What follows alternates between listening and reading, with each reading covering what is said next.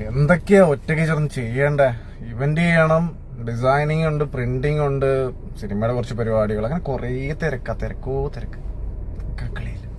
ഞാൻ അങ്ങനെ ആലോചിച്ചപ്പോൾ ഒരാളെ എനിക്ക് മനസ്സിൽ വന്നത് നമ്മുടെ പ്രതിപക്ഷ നേതാവ് വി ഡി സതീശൻ. സത്യം പറയാലോ, നമ്മുടെ Puthuppally, Thrikkakara, Palakkad, Nilambur local body election, അതായത് പഞ്ചായത്ത്, മുനിസിപ്പാലിറ്റി, കോർപ്പറേഷൻ, ലോക്സഭാ തെരഞ്ഞെടുപ്പ്, 100+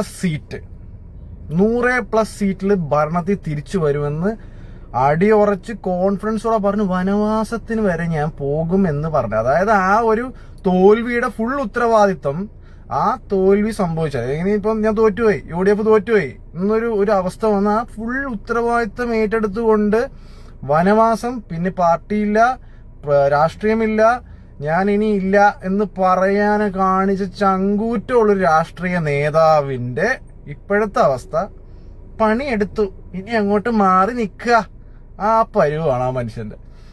ആക്ച്വലി ഭയങ്കര കഷ്ടമാണ് ഈ കോൺഗ്രസ് അല്ലെങ്കിൽ UDFന്റെ system. Is so ridiculous, seriously. കാര്യം പണിയെടുത്ത ഒരാൾക്ക് ഒരു വേണ്ട പരിഗണന. കാര്യം 2021 തെരഞ്ഞെടുപ്പിന് ആരുമില്ലാഞ്ഞപ്പോ കുഴിയിൽ കിടന്ന UDFനെ പൊക്കിയെടുത്തുകൊണ്ടുവന്ന മനുഷ്യന്റെ ഇന്നത്തെ അയാളുടെ ആ വിജയത്തിന്റെ ഫുൾ ക്രെഡിറ്റ് ഞാൻ പേഴ്സണലി എന്റെ ഫുൾ ക്രെഡിറ്റ് ഞാൻ കൊടുക്കുന്നത് വി ഡി സതീശനായിരിക്കും. സീനിയോറിറ്റി വൈസ് ആണെങ്കിൽ രമേശ് ചെന്നിത്തലയാ പറയുന്നത്. ബട്ട് അങ്ങനെ ആയിരുന്നുണ്ടെങ്കിൽ 2021 ഇലക്ഷന്റെ തെരഞ്ഞെടുപ്പിന്റെ തകർച്ചയിൽ നിൽക്കുമ്പോൾ ആ മനുഷ്യൻ ആ നേതൃത്വത്തിന്റെ ഫുൾ ഉത്തരവാദിത്വം എടുത്ത് തിരിച്ചു കൊണ്ടുവരാനുള്ള കാലിബർ പ്രതിപക്ഷ നേതാവായിട്ട് നിന്ന് കാണിച്ചു കൊടുക്കണമായിരുന്നു.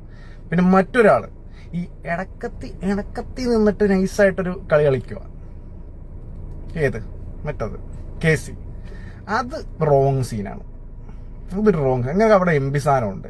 എന്തിനാണ് കേരളത്തിൽ വീണ്ടും ഒരു ഉപതെരഞ്ഞെടുപ്പ് കൊണ്ടുവരിക? ആകപ്പാടെ ഈ സിസ്റ്റത്തിന് വേറൊരു അവസ്ഥ, ഒരു സിറ്റുവേഷൻ വെറുതെ വേഴ്സാക്കേണ്ട കാര്യമില്ല.